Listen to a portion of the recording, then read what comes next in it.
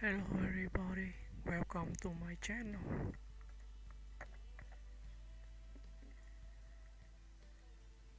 William Holden, born William Franklin Beedle Jr., April 17, 1918 to November 12, 1981, was an American actor whose career spanned over 4 decades and included some of Hollywood's most acclaimed films. Known for his rugged charm, cynical wit, and understated realism, Holden became one of the defining leading men of post-war American cinema.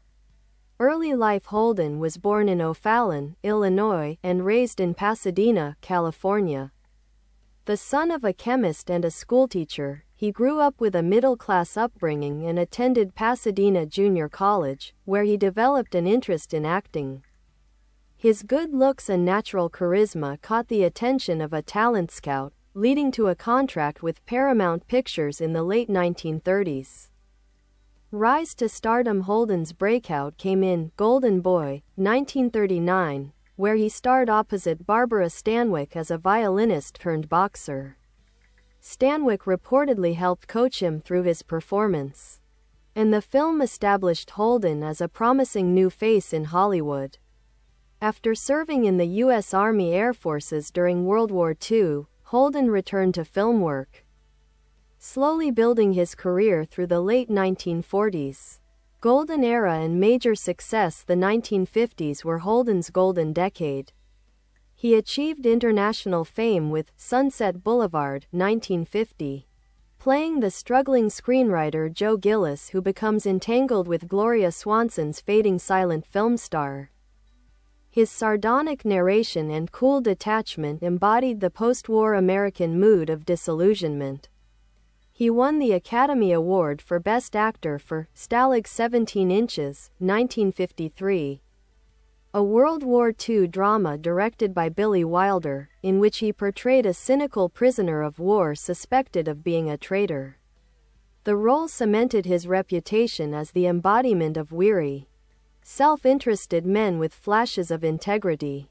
Holden continued to star in acclaimed films such as The Country Girl, 1954, with Grace Kelly, Picnic, 1955, and The Bridge on the River Kwai, 1957, where his tough, pragmatic persona fit perfectly within David Lean's epic wartime vision. Later career and evolution: in the 1960s and 1970s, Holden's career evolved as Hollywood changed. He appeared in The Wild Bunch, 1969, Sam Peckinpah's brutal western that revolutionized the genre, portraying an aging outlaw seeking one last score. Later, he delivered a memorable turn as the morally conflicted news executive in Network, 1976, earning another Oscar nomination. Off-screen, Holden was known for his reserved, private nature. Despite his movie star image, he struggled with alcoholism, which affected his health and relationships. He had a long marriage to actress Ardis Ankerson, Brenda Marshall, though they separated later in life. He also had a well-known romantic relationship with actress Audrey Hepburn, whom he met while filming Sabrina, 1954. Their chemistry on screen mirrored a real-life connection, though their lives ultimately took different paths. Death and legacy: William Holden died tragically in 1981 at age 63 after an accidental fall in his Santa Monica apartment. His death shocked Hollywood and underscored the loneliness that had often marked his later years. Holden's legacy endures as one of Hollywood's most complex leading men, an actor who bridged the golden age of studio glamour and the gritty realism of modern cinema.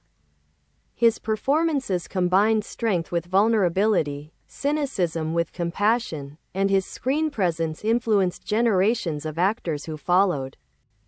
Notable films: Golden Boy, 1939, Sunset Boulevard, 1950, Stalag 17, 1953, Sabrina, 1954, The Bridge on the River Kwai, 1957, The Wild Bunch, 1969, Network, 1976.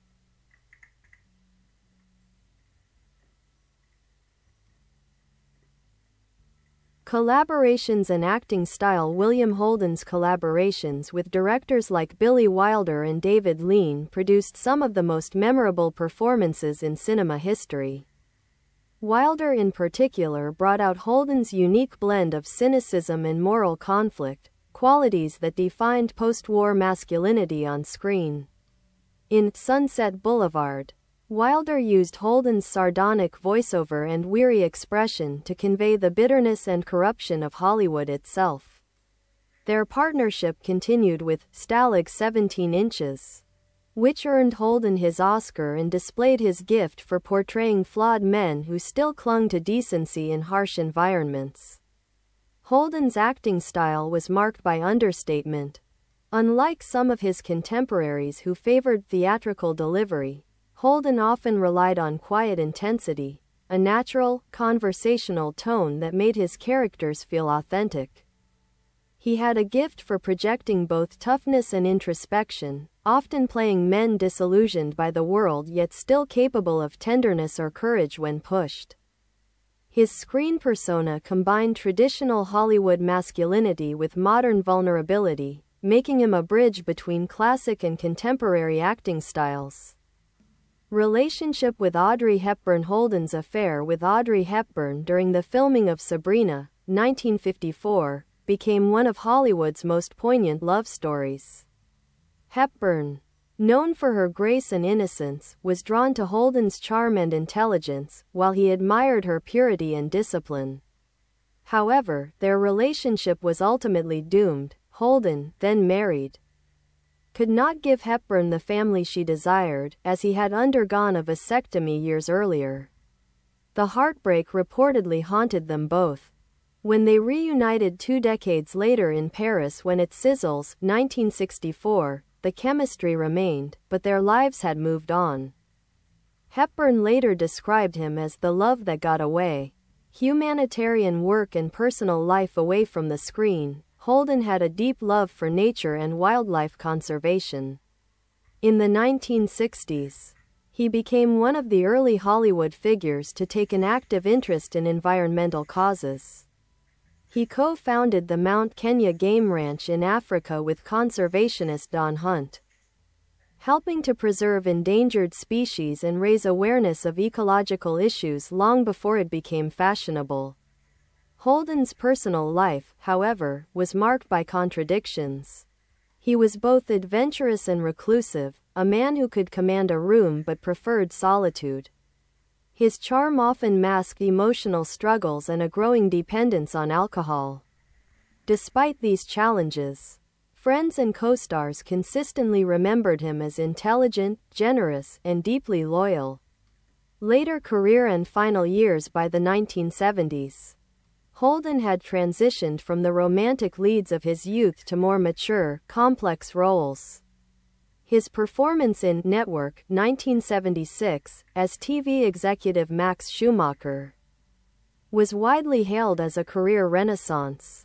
In that film, Holden portrayed a man trapped between idealism and corporate cynicism, a theme that mirrored his own disillusionment with Hollywood and fame. The role earned him his final Academy Award nomination. He also appeared in The Towering Inferno, 1974, a major box office hit that introduced him to a new generation of audiences. In his later years, Holden began spending more time in Kenya, finding peace in the wilderness and away from Hollywood's glare. Tragically, Holden's life ended suddenly on November 12, 1981. When he slipped and fell at his Los Angeles apartment, suffering a fatal head injury. His death went unnoticed for several days, which added a haunting layer of melancholy to his legacy. William Holden remains one of the great icons of American film, a star who evolved with the times yet never lost his authenticity. He represented a distinctly American hero, rugged, self-reliant, but quietly haunted. Directors loved him because he could bring depth to even the simplest dialogue, and audiences loved him because he seemed real.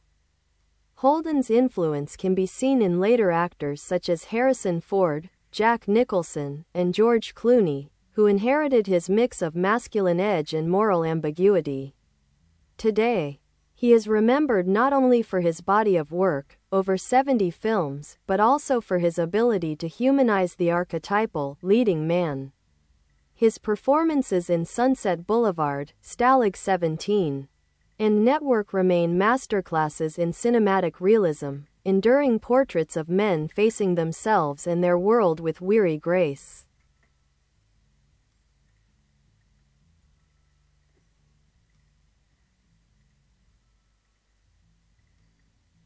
Off-screen personality and reputation in Hollywood. William Holden's presence off-screen was as intriguing as his performances on it. Among peers, he was known as intelligent, reserved, and dryly humorous, a man who could both charm and intimidate. While his rugged looks and self-assured manner made him a quintessential movie star, Holden himself felt ambivalent about fame. He was wary of the artificiality of Hollywood and preferred conversation and travel to publicity and parties. Holden had a reputation for professionalism, punctual, prepared, and dedicated, though his struggles with drinking occasionally interfered with his work in later years. Co-stars often remarked that he could transform a simple scene into something profound through small gestures and subtle inflection. Billy Wilder, who directed him twice, said that Holden had the ability to make self-interest seem noble, referring to his talent for portraying morally ambiguous characters the audience still rooted for. Behind the scenes, Holden was known as a complex and sometimes melancholy man. His long marriage to Brenda Marshall, whom he wed in 1941, was marked by both affection and distance. They separated in the 1960s but never divorced, maintaining a quiet companionship. Holden had 2 sons and a stepdaughter but often described himself as a loner. Friends like Glenn Ford and Robert Mitchum understood his moodiness, seeing in him a sensitivity that contrasted sharply with his rugged image. Views on acting and life. Holden once said, "The problem with Hollywood is that it's filled with people who believe their own legend." That sentiment captured his lifelong skepticism toward fame. He was never entirely comfortable being a celebrity. He saw acting as a job, not a divine calling. He disliked rehearsals, preferring spontaneity, and often credited luck rather than talent for his success. His worldview was tinged with cynicism but also a desire for authenticity. In interviews, he spoke frankly about the emptiness of success without purpose, a theme that echoed through many of his roles. Later in life, his involvement in African wildlife conservation gave him a renewed sense of meaning. The William Holden Wildlife Foundation, established after his death by actress Stephanie Powers, his longtime companion and partner in conservation, continues his environmental work today. Influence and artistic legacy. Holden's screen image evolved from the idealistic young man of the 1940s to the weary anti-hero of the 1950s and 60s, mirroring changes in American culture. He embodied a kind of moral fatigue that audiences in the post-war era could identify with. His characters were rarely purely heroic, they were men compromised by circumstance but still capable of redemption. In The Bridge on the River Kwai, his pragmatic American officer contrasts with Alec Guinness's fanatical British colonel, symbolizing 2 moral extremes of war. In The Wild Bunch, he played an aging outlaw aware that his time, and his kind of honor, was fading. By Network, he had become the voice of conscience in a world gone mad with greed and spectacle. Through these roles, Holden chronicled the decline of traditional heroism in modern life. Many modern actors cite Holden as an influence for his naturalistic acting style, understated, emotionally honest, and never theatrical. Directors admired his ability to convey complex inner life without overt display. His legacy lies in that subtlety. He made moral struggle human, relatable, and real. Personal tragedy and reflection. Holden's later years were marked by solitude. he spent long stretches at his ranch in Kenya, where he found solace in the rhythm of nature and the simplicity of life far from Hollywood. Yet his demons, especially alcohol, remained. Despite his fame, he often seemed haunted by the idea that he hadn't lived up to his potential. When he died in 1981, tributes poured in from across the film world. Billy Wilder called him one of the most decent men I ever knew. Audrey Hepburn, who learned of his death while filming in Paris, was reportedly devastated. To many, Holden represented a bygone era of integrity and grace, a man flawed but fundamentally noble. Conclusion: William Holden remains one of the great symbols of 20th century American film, a star who embodied both the glory and the disillusionment of Hollywood itself. His characters were never larger than life, they were painfully, beautifully human. Whether as Joe Gillis floating lifeless in the pool in Sunset Boulevard, or Max Schumacher watching television madness consume his ideals in Network, Holden gave audiences a mirror to their own contradictions. He was, in the words of critic Pauline Kael, the ideal American actor for a century that lost its innocence.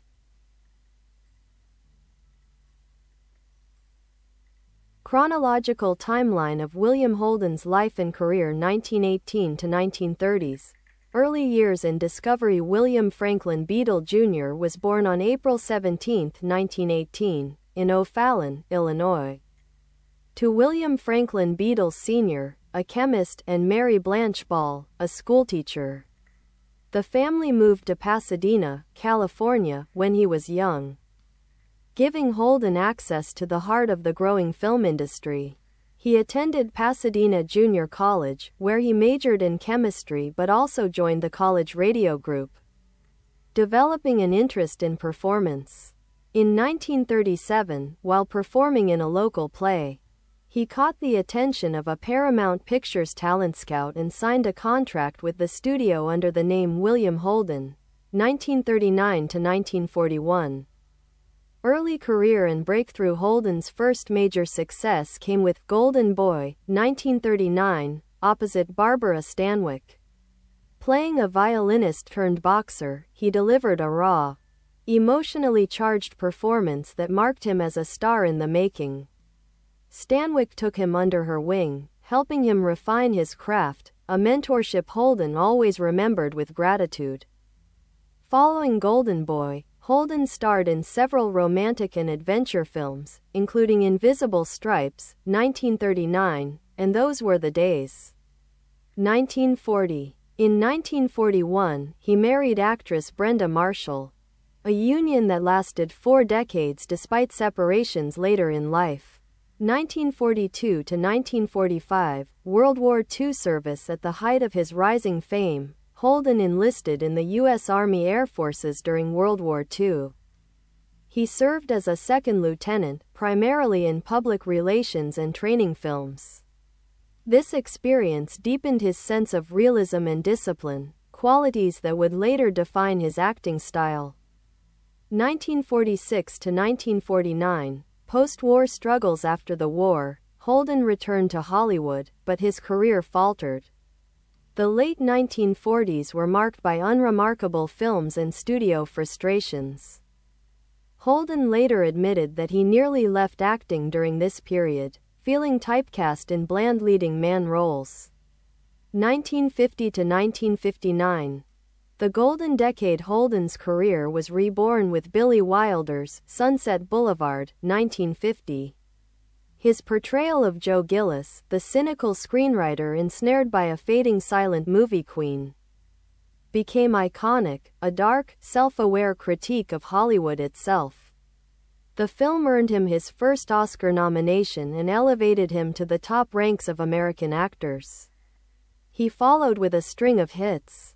Born Yesterday, 1950, Union Station, 1950, Stalag 17, 1953, Academy Award for Best Actor. Executive Suite, 1954, Sabrina, 1954, opposite Audrey Hepburn and Humphrey Bogart. Picnic, 1955, A Major.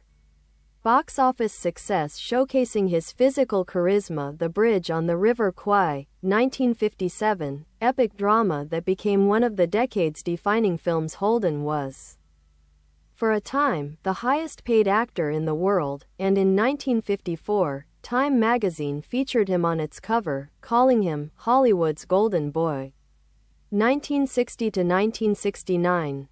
Reinvention and maturity. As he entered his 40s, Holden sought more challenging roles. He appeared in The World of Susie Wong, 1960. Opposite Nancy Kwan, The Counterfeit Trader, 1962. Paris When It Sizzles, 1964. Reuniting with Hepburn, The Seventh Dawn, 1964. By the late 1960s, Holden reinvented himself again in grittier, more reflective films that mirrored the turbulent era. His performance in Sam Peckinpah's The Wild Bunch, 1969, was a revelation, as Pike Bishop, the aging outlaw facing obsolescence. Holden symbolized the end of the heroic myth in American cinema. 1970 to 1979, the veteran actor Holden continued to balance commercial hits and character-driven films. Breezy, 1973.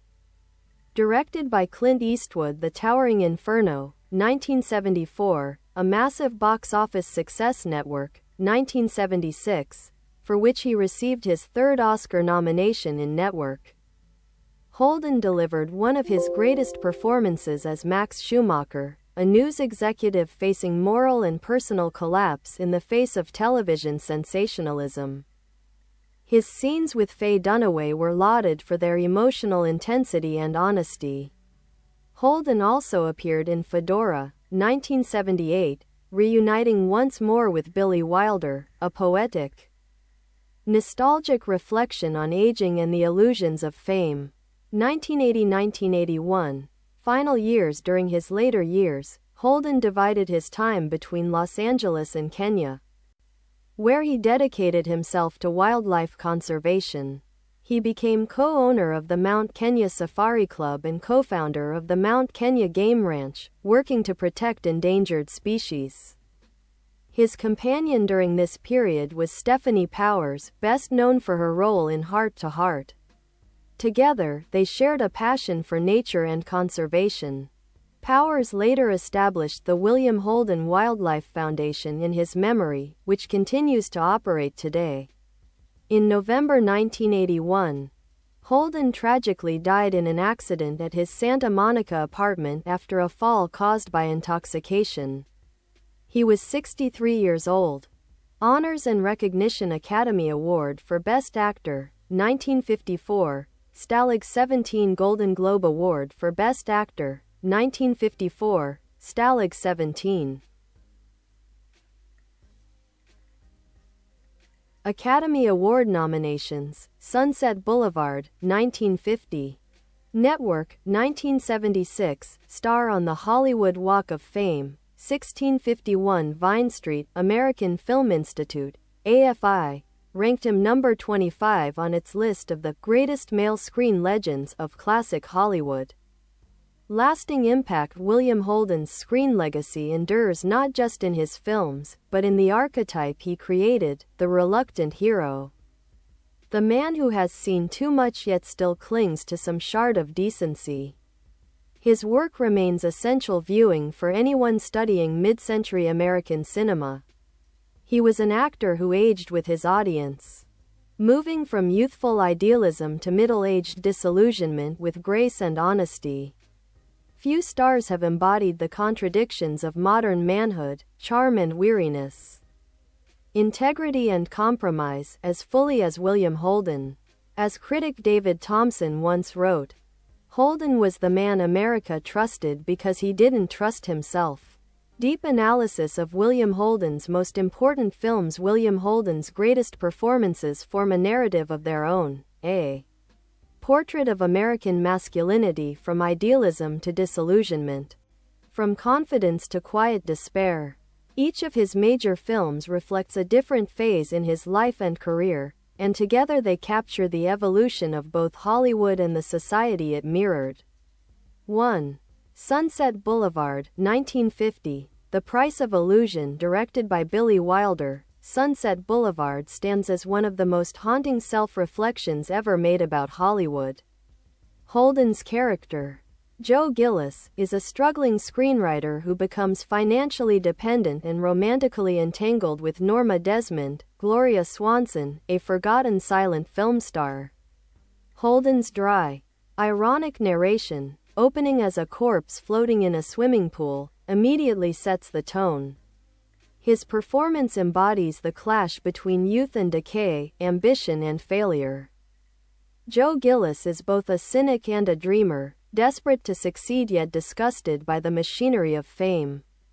Holden plays him with controlled bitterness, the smile that never reaches the eyes, the weary tone that betrays resignation. He never overacts, allowing the audience to feel the quiet shame beneath his character's bravado. Billy Wilder later said, "Holden had the face of a good man who has done a bad thing." That contradiction became the foundation of Holden's screen identity for the next 3 decades. 2. Stalag 17 Inches, 1953. The cynic redeemed again under Wilder's direction.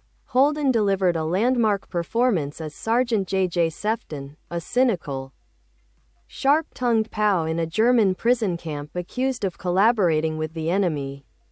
Sefton is opportunistic, selfish, and sarcastic, qualities that made audiences initially dislike him. Yet Holden's genius was in revealing Sefton's hidden decency without sentimentality. Beneath the irony and greed, there's intelligence, courage, and loyalty. The film's combination of dark humor and tension, along with Holden's nuanced performance, earned him the Academy Award for Best Actor. When he accepted the Oscar, he reportedly said little more than "thank you," embarrassed by public attention, a reflection of his real-life humility and discomfort with fame. Stalag 17 cemented Holden as the quintessential post-war American hero, flawed, skeptical, but morally alive in a corrupt world. Bye bye. Thanks for watching. Bye.